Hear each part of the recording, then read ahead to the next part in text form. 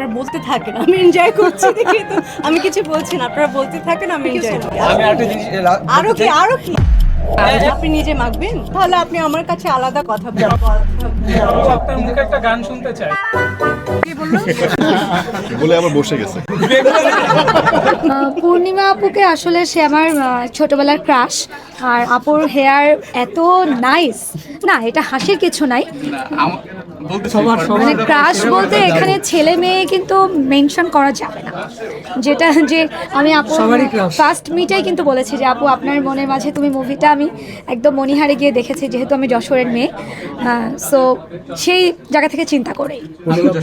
তো জানতে চাবো যে আপু বললো সকলেরই ক্রাশ, আমরাও জানি যে ইন্ডাস্ট্রিতে ন্যাশনাল ক্রাশ বলা যায়। তো এই বিষয়টা কিভাবে এনজয় করেন? আপনারা বলতে থাকেন, আমি এনজয় করছি দেখে তো আমি কিছু বলছি না, আপনারা বলতে থাকেন, আমি এনজয় করি, আসলে এনজয় করি। আপু ওই যে একটা রূপালী পর্দা, হ্যাঁ কবে দেখবো আসলে? আমি নিজেও রূপালী পর্দার জন্যই অপেক্ষা করছি। অনেকেই বলে পূর্ণিমার বয়স বাড়ছে না, আসলে মানে বিষয়টা কিভাবে দেখেন যে আসলে পূর্ণিমার নিজেকে ঘুরে কিভাবে ফিরে একই কোশ্চেন আপু।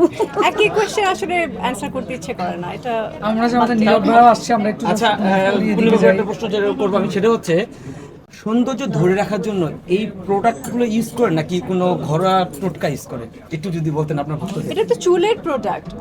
না, আমি শুধু এটার জন্য বলি নাই, বলছি যে দেশীয় কোনো প্রোডাক্ট ইউজ করে কিনা স্কিন সুন্দর রাখার জন্য, নাকি আপনি ঘরোয়া কোনো সিক্রেট জানতে চাচ্ছেন?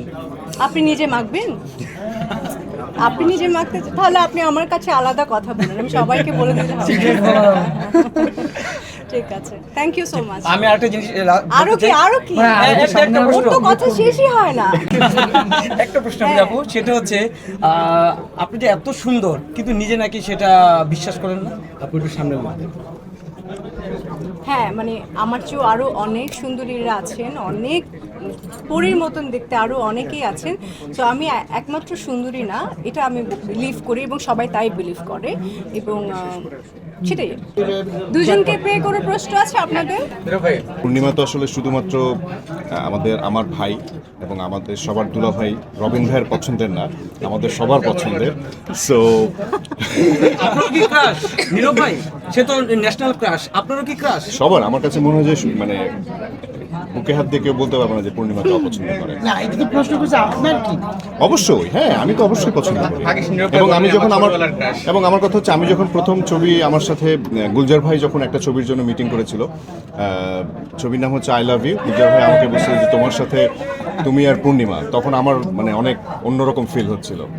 শেষ করি আমরা শেষ করি এদিকে নীরবের আমি যাই। এক মিনিট, না দুজন একসঙ্গে যাবো। আপু আপনার মুখে একটা গান শুনতে চাই। কি বললো? বলে আবার বসে গেছে।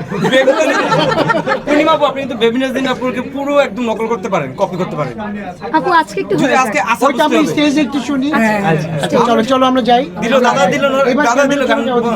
চলো।